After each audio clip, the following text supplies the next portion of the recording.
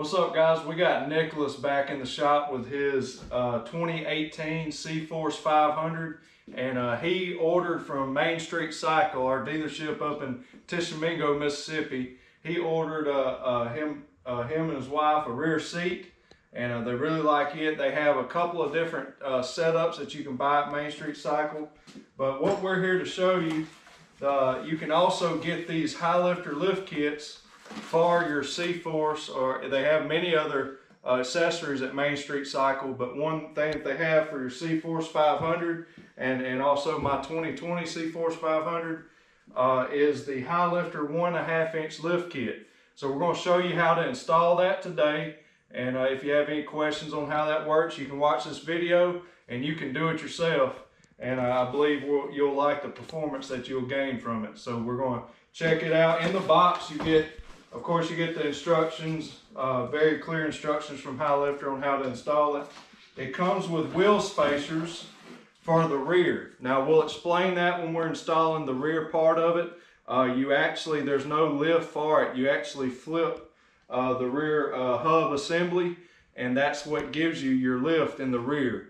And then you have to run these wheel spacers if you're going to run your stock tires, because when you flip it, the way it positions it inside the 12-inch wheel, you need the clearance, so they send you a Highlifter 1.5 inch wheel spacers, which is most likely going to force you into wanting to get some wheel spacers up front to even it out. But we'll talk about that in a little bit when we install the rear and show you how to do that.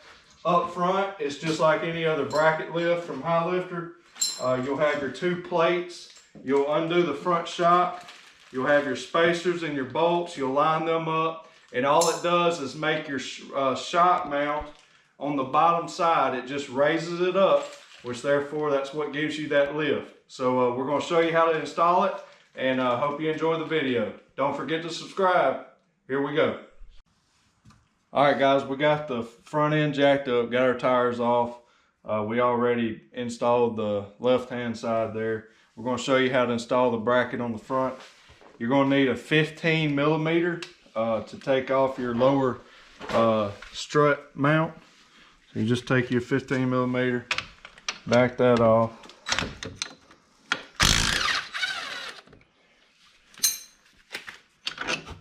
All right, you just pull that out. But here's what we're going to take now.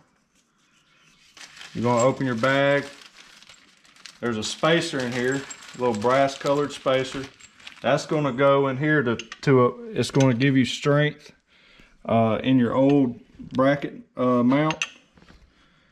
And it's kind of tight from where they suck down at the stock position. But you'll put that there, okay? And then taking place, get one of your bolts out. I'm gonna go ahead and pour that on out. Get one of your bolts out, get your bracket. Okay, you're gonna have two sides, all right? You want to put it to where that upper hole is closer to you than the inside of the machine, okay? So place that right here. All right, I'm gonna come through the back side. I'm gonna put it through here. Put it through the no, I need a washer on the top side. So you put that through there, just like that, okay? And you can see that's what we did right there. All right, now we're going to we'll put your nut on there, just to hold it still. You ain't got to don't tighten that down yet.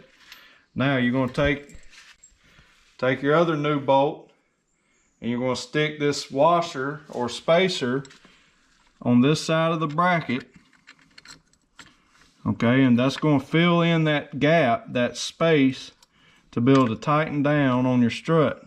Okay, and you put it through your lower shock hole. Now, when it comes out the other side, put that other spacer right here. Then you just feed it on through.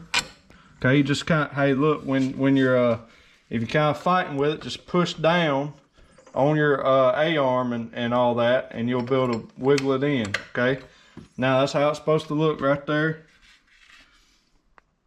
We're going to take your nut, put it on, and we're going to tighten it all up now. And you'll tighten it down. Just make sure you hold it kind of flat, okay? And you can get somebody to hold that. We'll do this off camera, but you'll hold that and you'll tighten this all down, suck it down together. Don't over tighten it, but you want it pretty good and tight. And you can put your tire back on and let it down, and you'll be done with the front. So it's real simple. So you can do it yourself, no problem. But here we're going to finish this front up. We're going to drop it down, and we'll catch you back when we start on the back side. All right, guys, the back part is so easy it's ridiculous. All right, you notice how on your rear hub assembly this bottom part is longer than the top. So this is how you get your lift off the Highlifter kit. I'm going to take these two bolts off. It's 15 millimeter. Take your bolt and nut off. I'm going to show you that right now.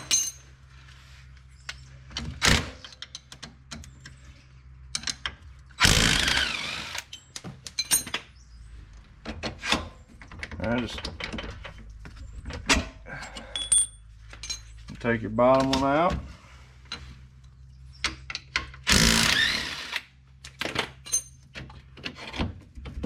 All right, now this is how you get your lift. You're just going to lift this up. You're going to spin this around. All right, see how this is longer? It puts up at the top. It came off the cap here. Just pop that back on. All right.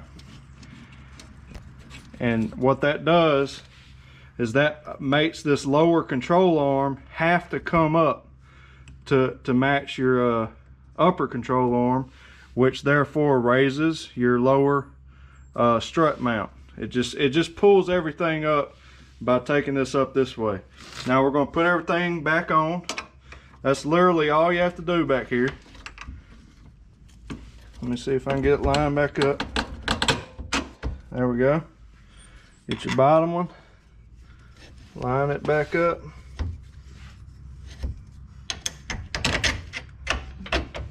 All right, put your nut back on and then tighten it back down.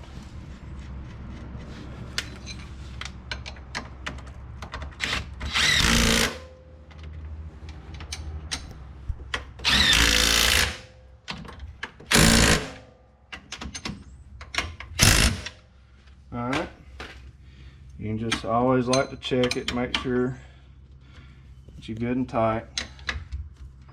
Okay. All right, now you take your wheel spacer.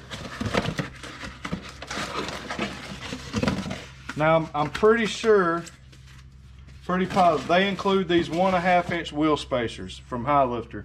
Now the reason they do that, I mean I haven't read this for 100% fact, but I'm pretty sure that you have to run these if you're running a 12 inch rim, especially a 12 inch stock offset rim. So if you're going to run your stock tires, which is I kind of doubt you're going to if you're putting a lift kit on, just like Nicholas, he's going to be getting possibly getting some 28 inch cryptids with some 14 inch rims. I'm going to encourage him to go with a 4+3 offset rim if at all possible.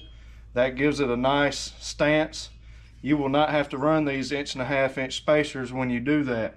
Or you can run a 5+2 offset aftermarket rim, a 14 inch rim, and that'll get it out away from here, and that will allow you to run whatever you want to run there. But anyways, we're going to all you do is just like any spacer or adapter, you take all your nuts off here. This ain't rocket science here.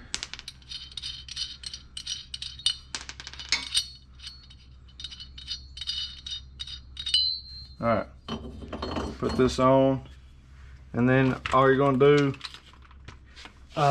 we won't bore you with what you gotta do here. Just put all the nuts back in, just like you're putting on a tire, and I would torque them around 65 foot-pounds of torque with a torque wrench if you got it. If not, just tighten it, tighten it pretty tight. You ain't got to go Hulk mode on it, just get it pretty tight. But around 65 foot-pounds of torque will be fine, somewhere in that ballpark. And put your tire back on, and we're going to set it down. So we'll cut to that right now. All right, guys, we got the rear back put together with the spacers and the stock tires. I'm going to set it down.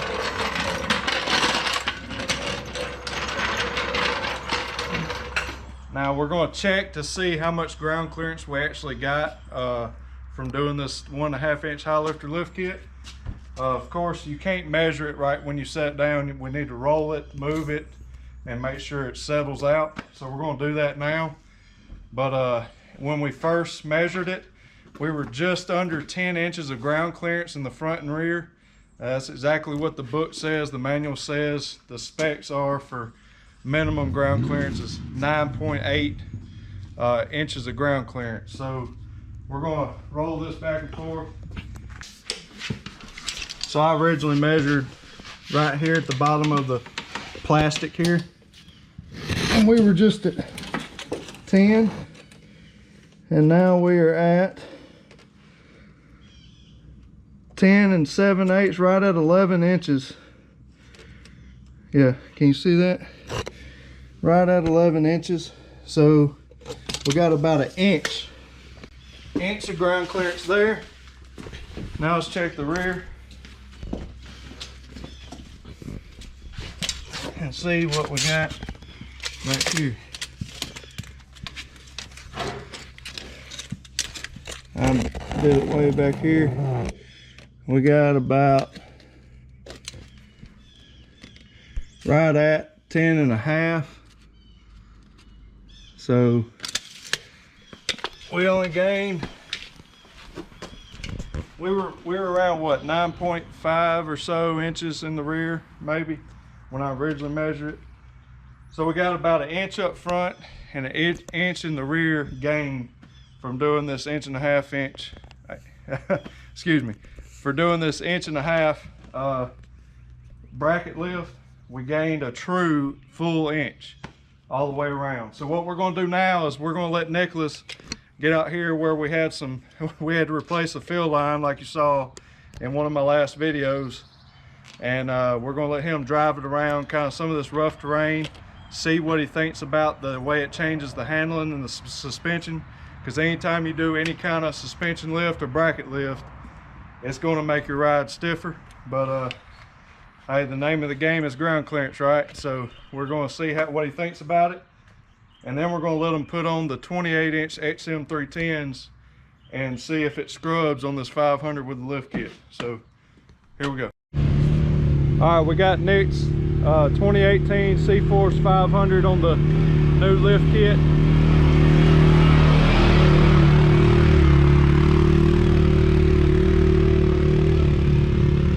One thing I think Highlifter should do is include 1 inch or 1.5 inch wheel spacers for the front as well, because it just looks goofy with the 1.5 inch wheel spacers in the rear, but it gets the job done. He's going to get aftermarket wheels anyways.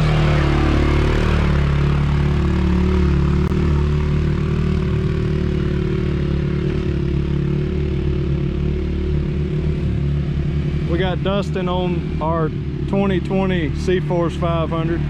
It's all stock. It actually feels pretty good. Feels pretty good? It ain't too stiff? It don't feel too stiff for me, no. All right. Now, for some riders, it's all about preference, but honestly for me, no problem here. Awesome. Well, let's go try out them XM310s. All right.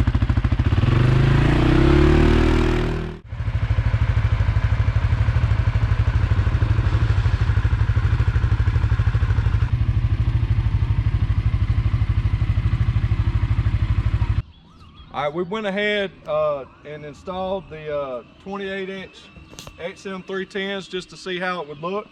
And these are a 5+2 ITP Hurricane. You've seen me run this same setup on my 600 Cforce 2020 model. And I wanted to show you with the 1.5 bracket lift, it don't scrub any. See, I'm turning all the way Of course, we're not compressing the shocks right now, but it's not touching the fender well. And this is a 28 inch with a 5+2 ITP Hurricane and a 1-inch wheel spacer. It gives the 500 a wider stance. It looks aggressive, it looks really good, and this is an awesome tire from System 3. So in the rear, it's pretty close, but you can fit a finger in between it. And when the suspension compresses, we haven't been able to make it scrub yet, but this is a good setup, guys. I like it a lot. Thumbs up to Highlifter on their 1.5 inch bracket lift. It doesn't give you quite a full 1.5 inch result in the end, but it did measure out to be a full inch of ground clearance gain. So anyways, it handles good. Nicholas is happy with it.